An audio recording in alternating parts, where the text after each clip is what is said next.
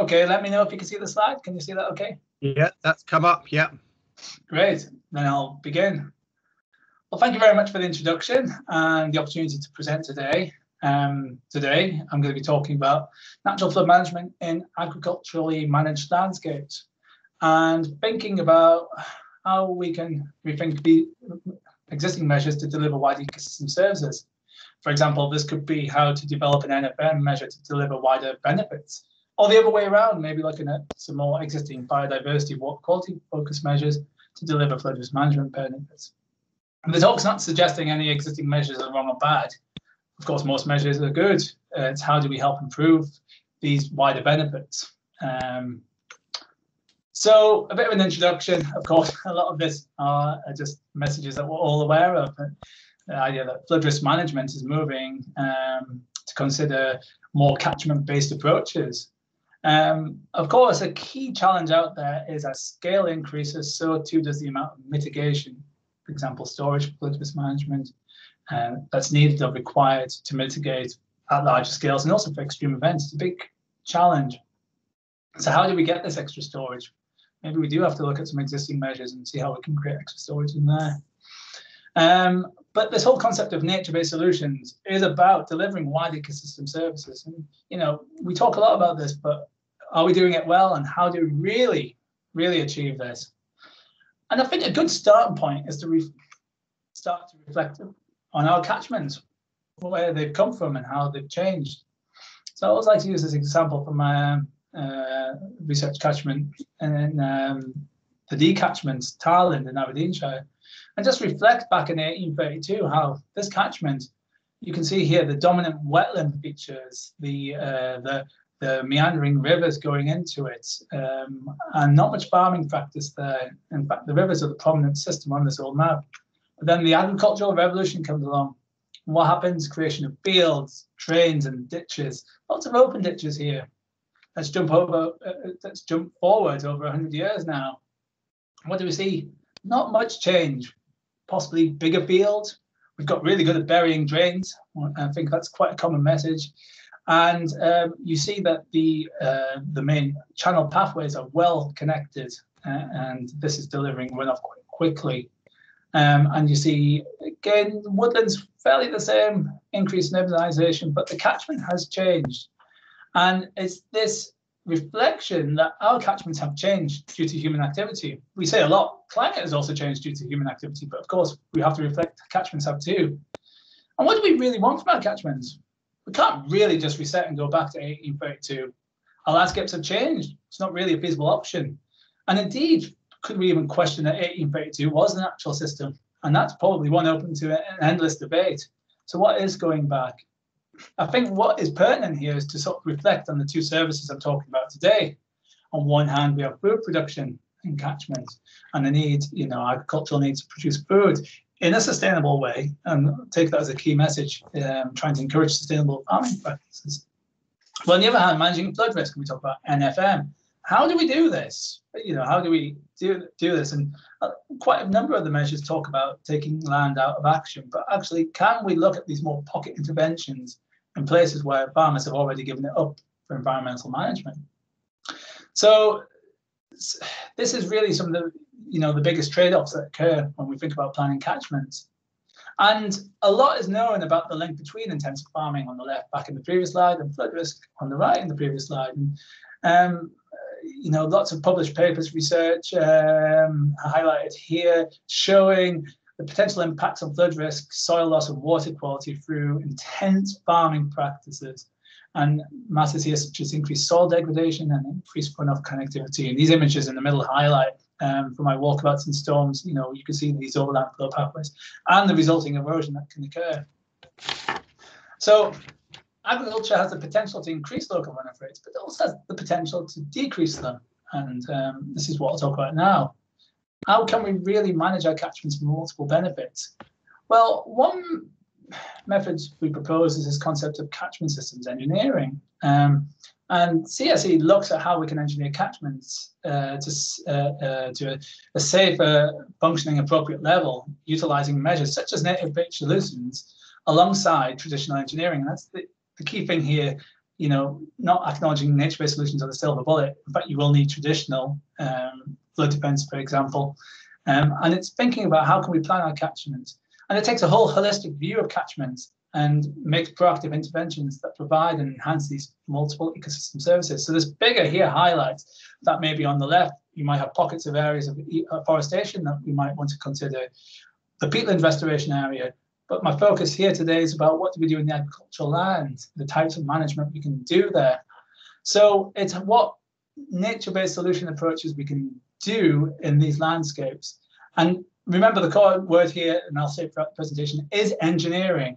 Even tree planting is engineering. It's making the decision where to plant trees in a catchment. Peatland restoration is a form of engineering. It's all quite soft engineering, as highlighted in the bottom diagram here. I guess rewilding is the more extreme end, where you make a decision to let catchments go back. So focus on the agricultural landscape. Let's have a look at the nature-based solution approaches. So amongst catchment measures, nature-based solutions appeal, since they have the potential to enhance multiple ecosystem services if they're designed and positioned correctly. While certain types of NBS measure have been implemented through various EU rural development funding schemes in the past, of course, post-Brexit, things will change. We'll talk more about that later. And catchment initiatives, progress still remains slow in reducing catchment-wide agricultural decrease pollution storm runoff rates. And the measure I'm going to focus on here is buffering in catchments, considering both riparian buffer zones and edge of field zones. It's a current basic buffers are usually comprised of narrow grass strips of filter strips that really are commonly accepted by land managers. It's one of the most popular, widely adopted measures, including widely studied as well. And when implied in linear fixed widths, these are simple to plan and manage. But is it really the right approach to do linear fixed width strips? Can we think more holistically about this type of measure? Well, actually, one thing we did first was to look at this measure in terms of an NFM measure. As the seminar series is about NFM, let's see how riparian buffers function as an NFM measure. So first, I just want to give a few more details on riparian buffers, and then talk about the NFM measure itself. So approximately out of the 42,000 hectares of total buffer zone funded in England, and this is England focused, 13% of this land targets watercourses and riparian zones where the benefits could really be maximised, such as offline storage. Most of the riparian buffers are minimum width for compliance, so that's the 2 metre. And even then, the Rural Payments Agency data sources, as highlighted here in the link, suggest that 41% aren't compliant. And narrow buffer strips can have short actions for water protection, for example, leaching of phosphorus. So they can be quite a short lifespan for narrow ones. So, and then what we want to do here is really investigate, not the 2 metre, but a bit wider, how they work as an NFM measure.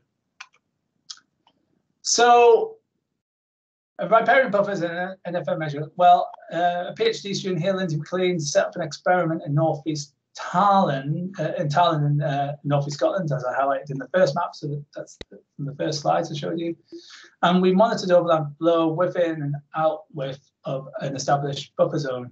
And the aim here was to effectively look at how a riparian buffer functions as a natural flood management technique. In summary, there was some runoff attenuation, but in many cases, the buffer wasn't functioning correctly. And this was linked to, especially when the soil was bare and there was intense prolonged rainfall, increasing surface runoff to the buffer. And what we found is convergent surface runoff issues with conventional buffers, as highlighted in these 2 diagrams. And what basically you're seeing here is there's a plough line and a tram line, which is just funneling all the water down the side of the buffer. And it's not really going into the buffer, to the corner of the field and straight into the burn. So really, this is quite a common case that we sometimes see with riparian buffers, whereby actually there's a sort of a convergence zone where the runoff flows into the burn or the stream. So is it a margin of errors?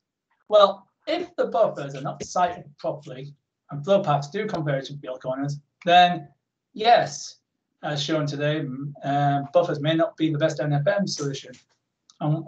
We've not even looked at subsurface drainage issues, as highlighted in this picture here, which can be a dominant source of flow paths.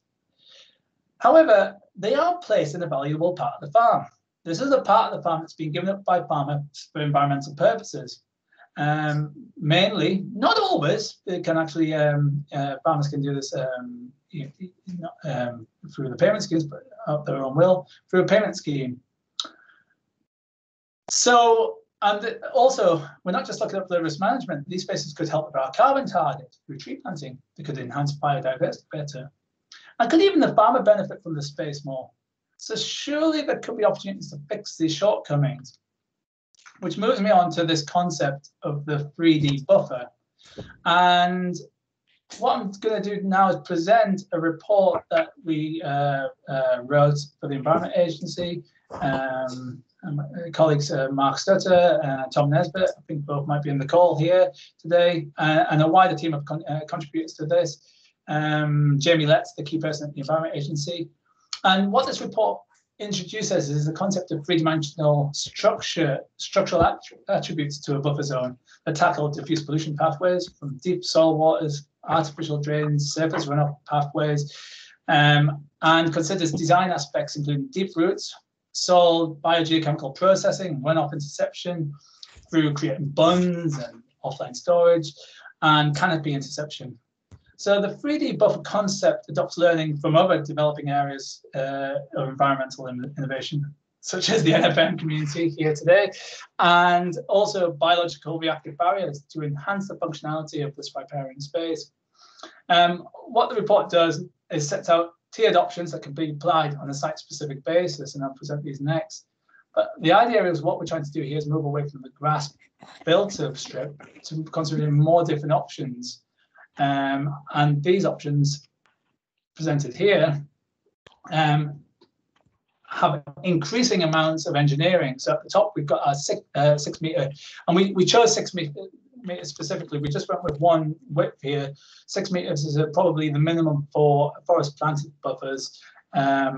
So what we're trying to say here is you actually probably do need a bit more space to get some of these more engineered features into here. And so we're going down the system here through forested planting with trees, designer vegetation, grass, raised field margins, the bund concept, and engineered buffers. And the idea is really to improve the conventional buffer to maximize the benefits. Now, my focus today, I'm going to show you some case studies from these bottom three. I'm not going to present the forested planted buffer much today, just because of time. And also, I know that Tom spoke earlier in the seminar series about woodland. So I thought you might be more interested in these more novel aspects down at the bottom here. But actually, the forested planted tree buffers are one of the most popular moving forward. It's probably the first one that'll be in line to move into sort of the new ELMS schemes going forward. Maybe we could talk all about that at the end of the discussion. I think there's a few questions about that. So what is a designer buffer? Well, a designer buffer concept is about creating more diverse species of vegetation to help biodiversity, increase habitat for pollinators. But actually, what I want to talk about is an example of a designer buffer, one that we've been trialing and using at our sort of research farm near Dundee at Balruddery. It's called a magic margin. And the magic margin takes the designer buffer, the vegetation of designer buffer, but increases the roughness and pockets of storage. And what is a designer buffer? Well, its width can range from minimum 3 meters to over 20 meters. And first, the ground is prepared for cultivation by ploughing. And then what's used next is a drill plough for potato drills to create the ridges of the magic margin. So that little image in the bottom left corner there shows you those typical potato drills that everyone's probably familiar with. Certainly we are in northeast Scotland at the moment. But what these traditionally do is they channel flow paths quite rapidly to the corners. As you can see, they look like motorways. So that's why the next step is very important here. Using a tied ridge or a diker follows this operation to create mini dams and pools at the base of the drills. And that results in a magic margin. It's kind of like an inverse bubble wrap, causing this pocket structure. It also provides a structure for maybe a beetle bank, where it could be formed on the tide ridges. But the idea for the flood management side of perspective and sediment capture is it slows runoff. And then you can plant different diverse vegetation species. And we've done a lot of work in our Centre for Sustainable Cropping, looking at how these can be enhanced with wildflower mixes to increase pollinators. I'll move on now to talk about raised field margins. And a lot of the examples now you'll see are from the Belford catchment study, which I worked on with Paul Quinn. I guess many people here are familiar with Belford, but Belford does demonstrate an example of a raised field margin, and that is a soil bund placed at the edge of a field to disconnect flow pathways. It also demonstrates offline storage, which is putting these bunds on the riparian buffer strips as well, as shown by the digger created one of these on the right, and that actually was an existing riparian buffer strip. The key concept of a raised margin or an offline storage pond is the land can still be managed. It can store volumes of up to 1,000 cubic meters, and it's all about temporary flood storage, so having the capacity to mitigate flood peaks and capture sediment at times of in storm events. And this graph highlights this quite nicely. I like this time series at the bottom, which shows you a really intense winter storm there, and the pond filling empty and quite rapidly, and then dry for most of the year until a few more storms come later on. So it shows the fact here the land can still be managed. So could this be presented as a win-win measure if sited in correct places? Well, in these cases in Belford, yes, this was certainly a win-win measure for many aspects. The farmer really was pleased with this measure. He could then drive over it and not poach the wet boggy area there. It captured a ton of sediment in this one event here, highlighted here in Mike Palmer's PhD. So it captures that valuable soil. It's a resource that would usually be lost. So it can be demonstrated like this. And the cost of this measure, well, that one in the middle, where the ES is right now, was only the cost of hiring a HIMAC in farmhead source. It's less than £1,000 to build one of these features. How about the evidence behind how these function?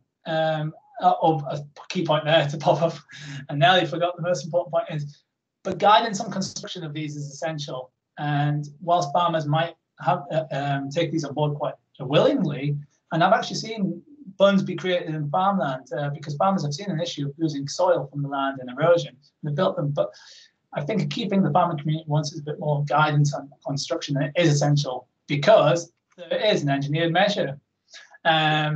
Because in this one here in Belford, there's an outlet pipe to allow it to drain, to have capacity for storm events. And it has a spillway, very similar to reservoir engineering. You've got to have a ruggedized point so that overspill go overboard.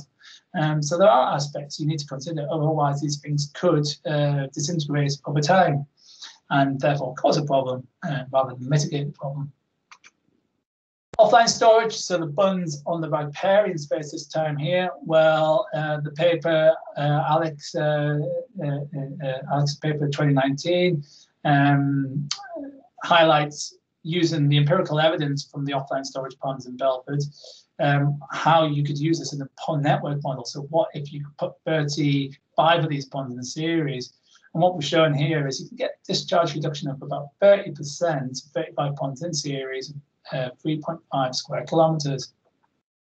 Of course, that assumes you've got the space to put 35 of these features in series in that size of catchment, and there's limitations there, and especially the scale. What about the larger scales? Well, there's still these larger scale challenges, but what this is showing is this sort, this type of scale of measure, widespread across catchments could decrease flood peaks. But of course, there are larger opportunities for river and floodplain storage, so we can get larger volumes of water stored on larger floodplains, and just by reconnecting rivers better, as highlighted in the paper we just recently done in the Mar Lodge area of the Dee. I want to now just look a bit at assessing the measure functioning, this time not looking at how the bund functions to hold runoff, but actually the upslope contributing catchment. And I want to sort of use an urban comparison against a rural comparison to do this. So what I'm doing here is showing a typical urban surge in Newcastle, which is collecting surface runoff from a built-up area, compared to a rural surge, we could call it that, one of these disconnection bunds in Thailand, which is collecting runoff from 2 arable fields upslope, about 32 hectares. So the question is here, what is the role of the soil management upslope of these features, and how does that influence how these features function? So let me talk you through these two graphs here, and they're quite complex, but what I want you to focus on here is not how the feature's functioning, but it's the role of the how dry and wet the catchment is before the event. So it's the red and blue lines. So what I've done here is worked out the antecedent precipitation index. What that simply means is what was the rainfall in the last 14 days prior to the event occurring. So how dry was the catchment? So lower API is drier conditions prior to the storm event, compared to a blue line, which is the wetter conditions prior to the storm event. What you see for the urban context is here is the wet and dry conditions are very similar, which possibly is influenced by the fact that this is an urban area. The water's running off into drains, so the soil factor here is not really apparent. But in the rural context here, I think it's this red line here, and what's interesting is those 4 storm events in a row, 40 millimeters, and the pond functioning in different ways. So for one 40 millimeter storm, it's 40% full compared to 100% full of a different one. And what this is vitally pointing out is the soil could be playing a factor here, the upslope contributing area. Of course, what I've looked at here is the seasonality aspects of the land management here, but what you certainly see here is this difference between wetter and drier soils. I should just mention the size of the circle relates to the flood peak at the catchment outlet, just to give you an idea of the magnitude of the event there. So I think the take-home message, which I think we're quite aware of, but this evidence highlights, is both soil and connectivity management are important when considering this type of feature. So as highlighted in our farm tool here is just a recap that if you have poor soil infiltration and storage and tillage regimes and really fast connecting pathways, then you have a higher risk of runoff generating, as opposed to a well-managed soil system and disconnected flow pathways, which would be lower risk. Sorry. So now I'll move on to the engineered buffers and present the concept of an engineered. And the one thing I haven't talked about up to now is this issue of subsurface drainage. So we've talked a lot about runoff pathways flowing over the land, but actually the elephant in the room is what's going on beneath the ground with the drains, especially for water quality. So the aim of an engineered riparian buffer is to promote longer water residence times for treatment. So e.g. cutting the artificial drains back into retention ponds and allowing those to infiltrate and leach through a bioreactive root zone back into the natural stream. But what you also there have by creating a retention pond is a storage pond for floodwater. We have one of these set up at the Balroad Research Farm, and there's a paper on this if you want to find out more by my colleague Mark. And there are 4 of these in series, with 4 tile drains broken up going into these. And this is predominantly being looked at for water quality issues here. But what's interesting here is we're using different vegetation species, willow and alders, as the bioreactive root zone here. And as you can see, they're positioned at the bottom as well, where numerous overland flow pathways come down to the fields, capturing both surface upland runoff and subsurface ditch runoff here. Just show you some results now, how these are functioning. And hopefully, well, it's quite a bit in this diagram, and I'll talk you through it. Firstly, I think these are 2 nice contrasting images. So what I showed you in those earlier images was when it was created in 2016, thereabouts, 2015. And you saw the willow And there in March 2019, the well is really quite tall, so it's really done well in the system here.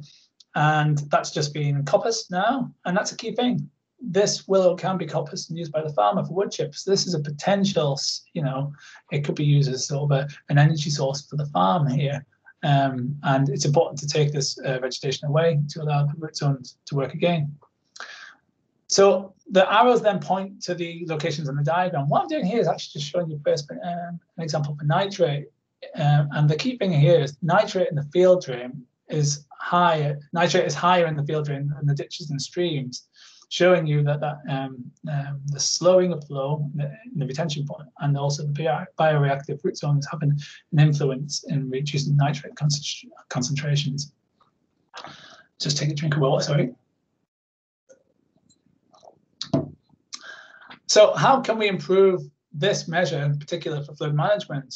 Or how is it functioning for flood management? As you can see, there's a nice storage pond there. So there's a water level recorded in each pond, and the volume roughly is around about 50 cubic meters when full. It's controlled, storage can be controlled by an outlet valve, so you can actually raise or lower it. Of course, there may be trade-offs there in terms of nitrate retention versus flood storage. But this is how it's functioning at the moment with the good aspects for nitrate reduction. So you can see in the Storm Frank period here, I like this period because it highlights two extremes. So in 2015, you can see the Storm Frank period there where the ponds were inundated. Actually, there was no available capacity compared to the 2018 drought there at the end of the time series. And what you can see from the 2018 drought is there's still storage of water in the ponds, which is great, hopefully helping to provide low flow resilience there too. But I think a take-home message for the flooding side, which is the purpose for the seminar series, is there is a need to add extra storage. It is helping, but there's a need to add extra storage into the system. But maybe many of these dispersed types of measures can help, but it's a reflection for the more extreme events. We do need this extra storage. So where do we place these measures? Well,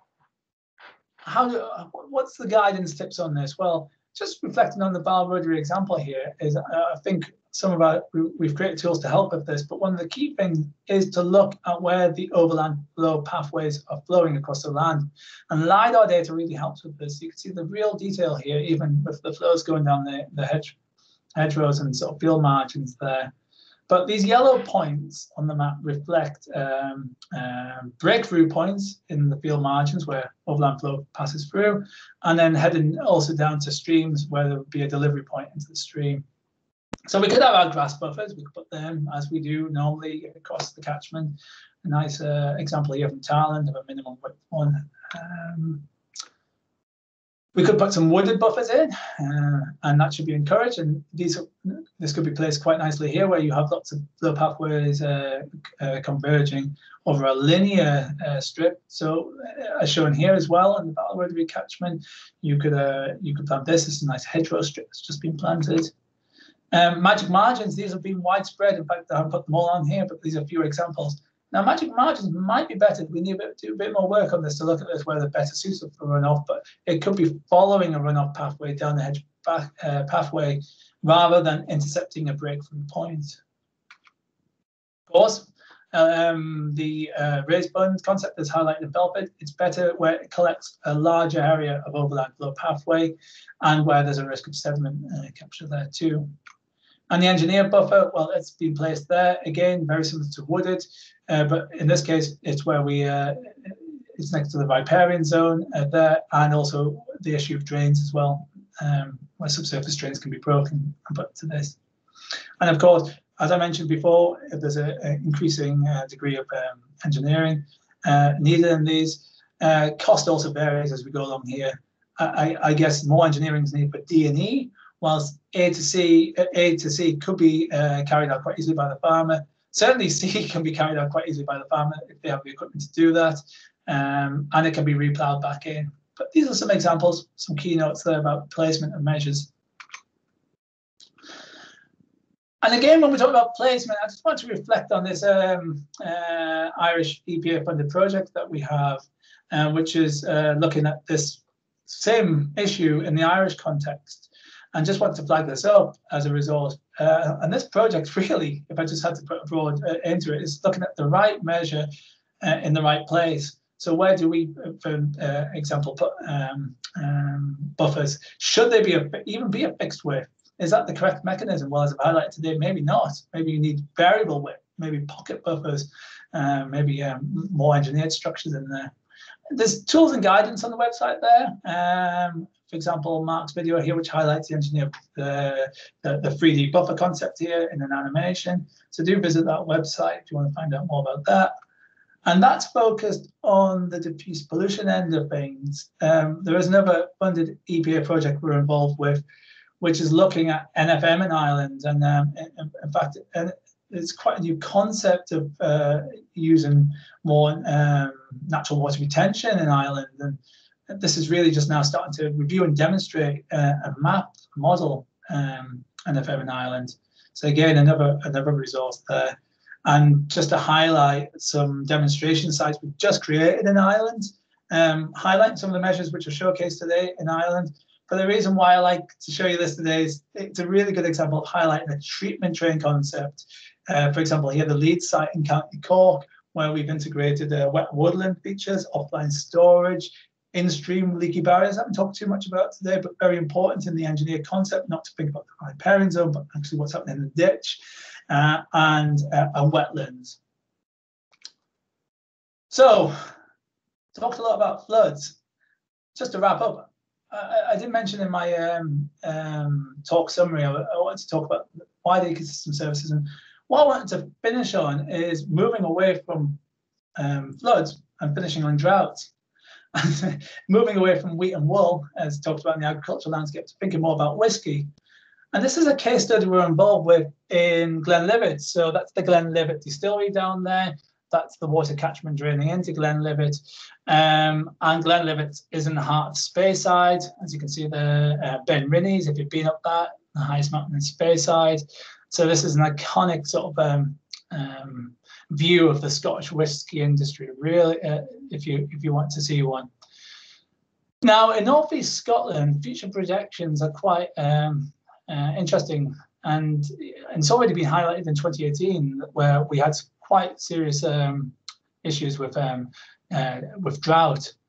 So what this project is looking to do is to hold water, like I've just demonstrated in those previous slides, and I hinted to it in the engineered buffer concept. So you're retaining water to improve low flows. So what we're trying to do here is identify natural solutions to reduce and manage the impact of water scarcity and rising temperatures during prolonged dry and warm periods. So distilleries need good water supplies. It's one of the 3 ingredients used in malting, mashing, and the cooling process. And it's also when diluting spirits to reduce its alcohol strength to the desired level. And the distillery uses approximately an Olympic-sized swimming pool worth of water a day in the cooling process. So what is the big issue here is what it really needs to cool the process is cold water. So there's a big challenge here that in the future, if we, in times of low flow, we have less water and it's warmer, then the distillery is going to need to use more water to cool the distilling process. So we, Jessica here in that case, studentship, has been trying to identify and test the effectiveness of novel solutions to manage low flow and stream temperature in the catchment. And a lot of work's been looking at characterizing the system first. And these measures have only just gone in. In fact, the photograph there, some example measures and the key demonstration measures. And it's demonstrating the concept using leaky barriers to hold water back and some of these the pathways. I'll show you that in the slide coming up. But what we've found is through in Jessica's work is with regards to drought conditions, we found streams are largely maintained by groundwater during low flows. This also buffers stream water temperatures. But interestingly, we studied this through the 2018 drought period. And although our results demonstrate the importance of groundwater for drought resilience, water balance data revealed that these storage reservoirs were depleted and only recovered towards the end of the year following above average rainfalls.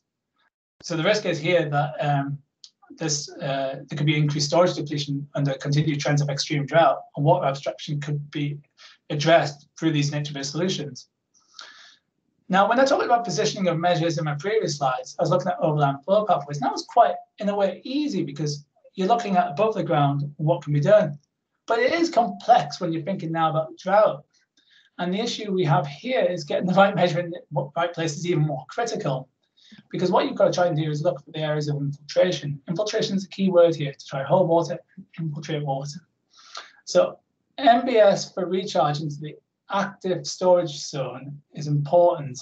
And what you're trying to do is get connections with fractures and deeper groundwater sources.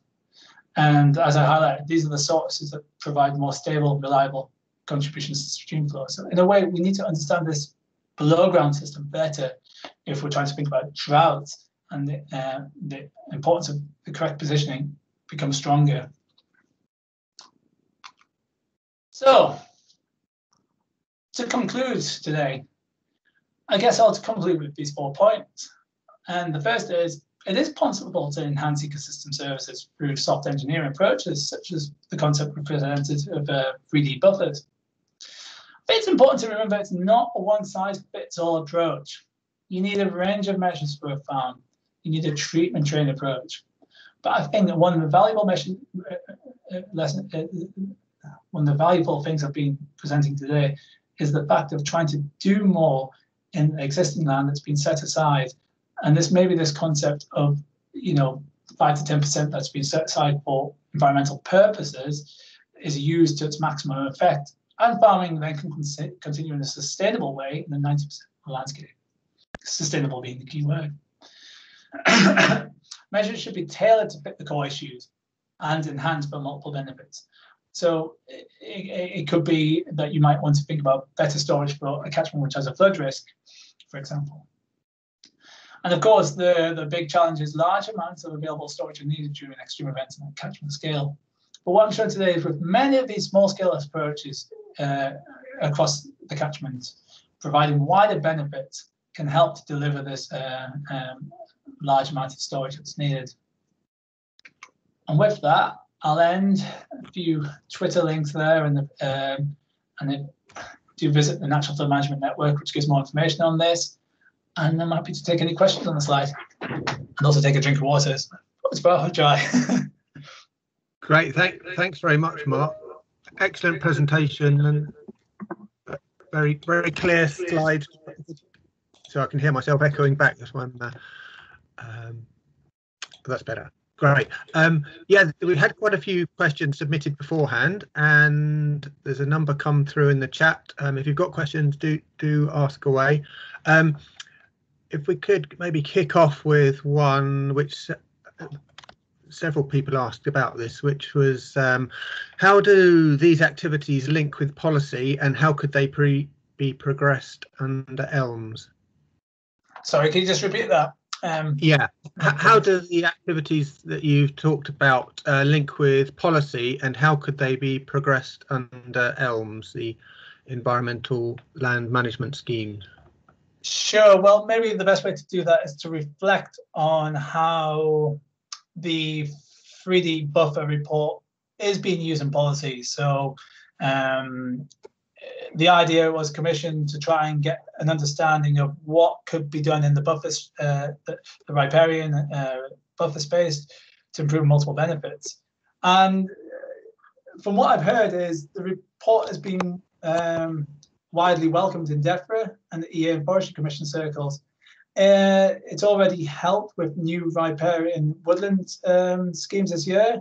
So it's certainly helping with the woodland agenda, and maybe Tom might reflect on that in the chat as well. In terms of the more engineered measures, well, the idea is, as we all know, the ELMS scheme is due for 2024, and there's a number at the moment of sustainable farming initiative pilots, which will help to inform the scheme. So at the moment in those pilots, the grass buffer is still prominent, but what I believe is that EA is looking to include more elements from the report, what I've presented today, into the main scheme in a few years' time. So the idea is that this information, the more engineered ones, will hopefully filter through. I think there's a need for a bit more evidence and a bit more guidance on placement, but the concept's been welcomed, and hopefully we will see some of these more bespoke engineered methods coming into it. But at the moment, grass is quite prominent. Certainly trees is creeping up the agenda, and hopefully that was quite echoed in Tom's presentation.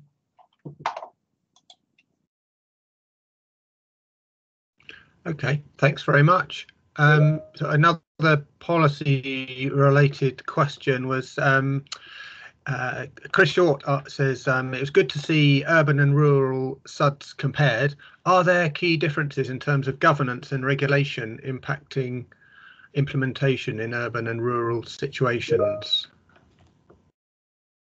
Yeah, the governmental policy is different, of course, in the urban context.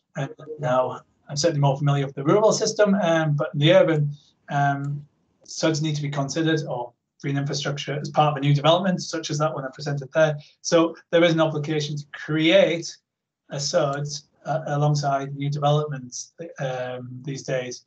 Now, what we don't have is that same obligation in the rural environment. So in a way, it is, at the moment, down to the farmer's preference whether it's included or not on a farm system. As I said, probably more compliances on the grass type of system. So there are differences, yes. In a way, we probably need to be thinking about better ways to promote the more rural SUD type concept in rural environments. Okay, thank you. There's a question, more sort of technical question was, how wide should buffer strips be? Is there an optimum width? How can we ensure that we gain the maximum amount of benefit from riparian buffer strips where farm businesses dictate? I suppose that's maybe something slightly different. There's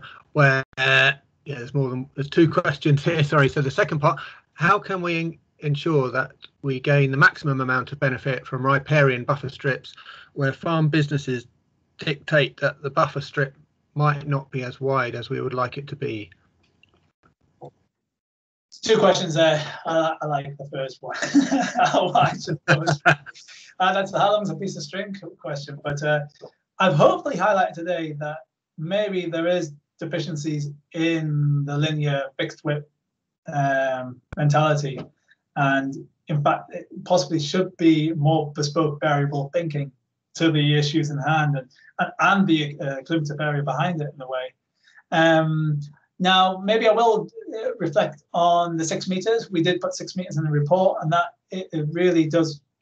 That's a space required, especially if you're considering a riparian woodland planting. But again, a more variable approach is needed. You need to consider the right place, right measure. It is a difficult one to answer. It really depends on the situation. But I hope to highlight it. Posted. Sorry to interrupt, Mark. Yeah, somebody's just posted in the chat, 30 meters for beavers, exclamation mark.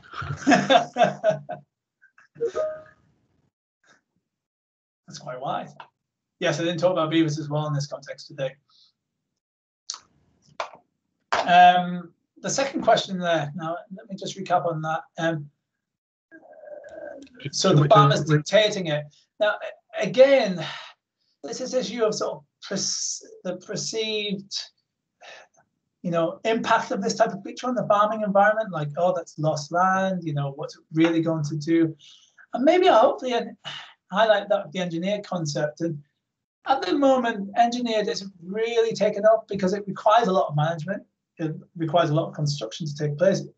For example, you would need to think about coppicing those woody strips. But maybe that's something we can think about in the moment, of these areas where you might have the willow coppicing, how the farmer could use that. I think that answered the question, 2 and 1.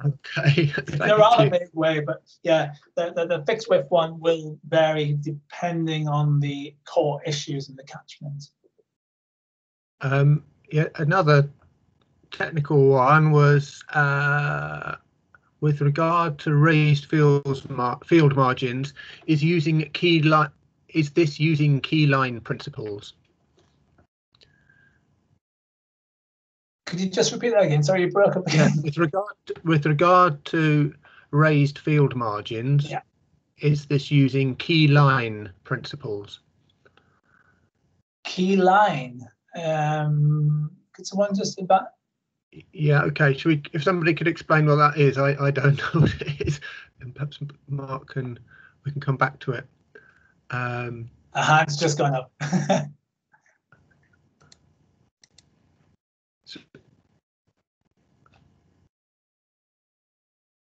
Sorry, it's come up.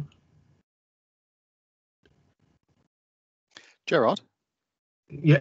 Yes. Just hello. Just brief. Ian Davis. Just very briefly. Keyline is something that an Australian chap came up with 70 or 80 years ago, and it's a very interesting concept in itself. It's actually designed about distributing water across a landscape to maximise its effect.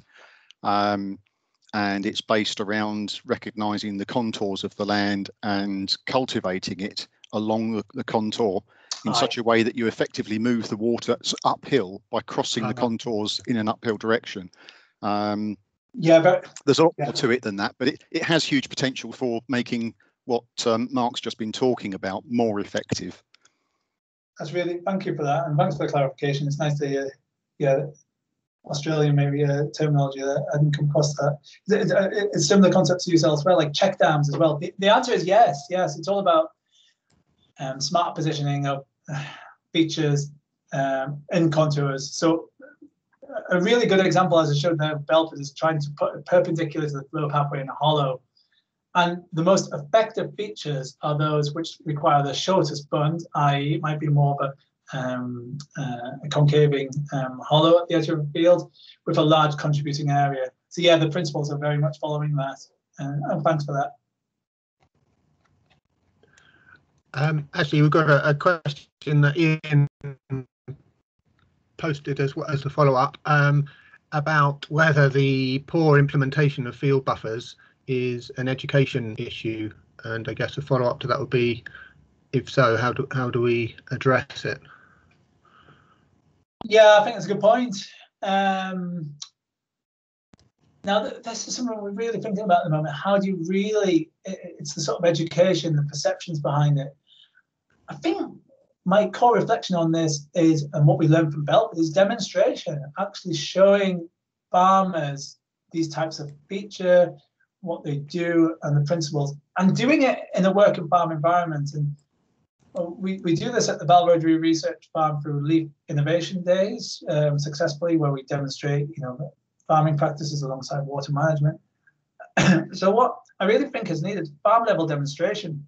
And we used to do this back in the 70s when we used to, farmers used to come together to learn how to drain and all the things that we don't really want in our landscapes now. So I think demonstration farms, principles alongside farming practices, so they can learn together about the sort of new farming techniques and what manage hand in hand. I think that's the way forward, alongside other tools. That's just one example. Thank you.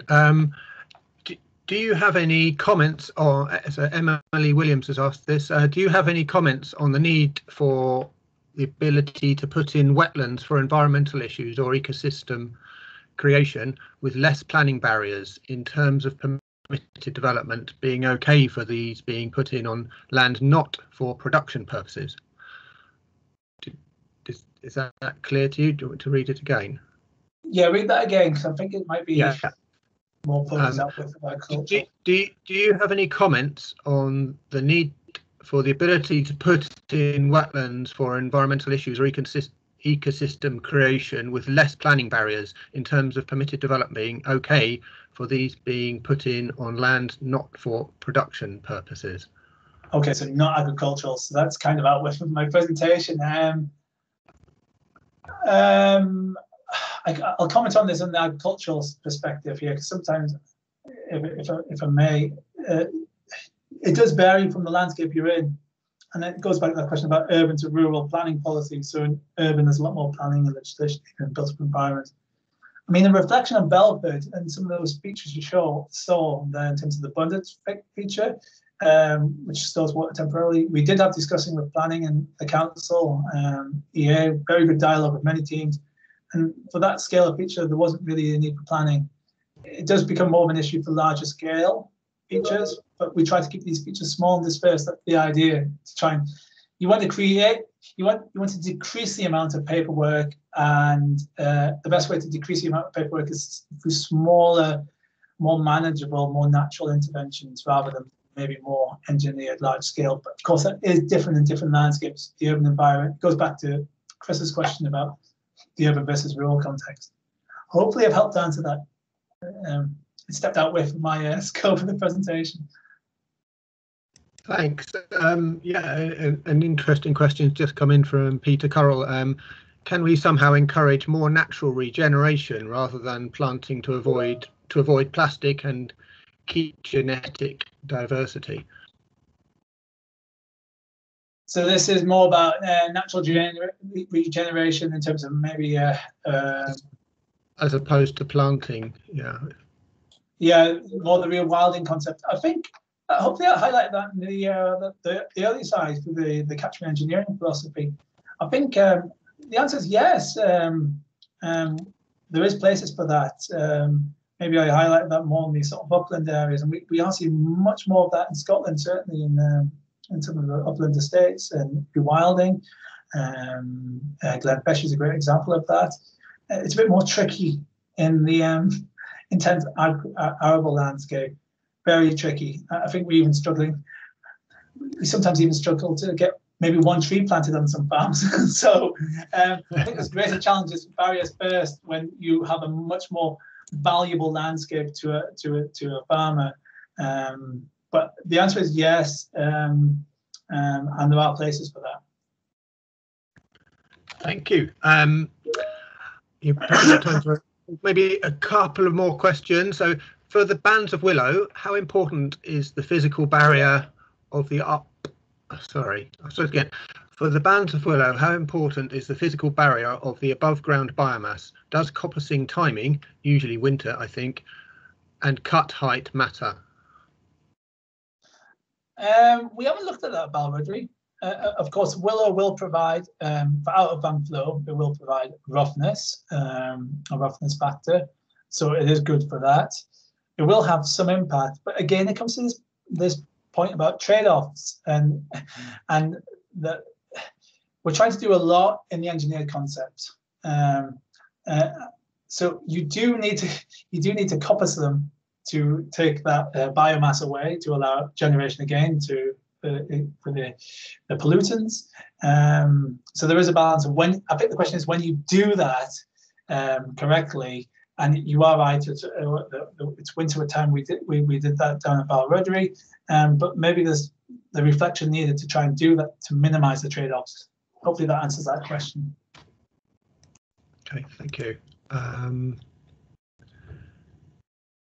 So Tom Nisbet has asked, in relation to training, are you working with SRUC on getting your messages on 3D buffers across? We do. Who are SRUC? Scottish Rural, SRUC, Scottish Rural University College.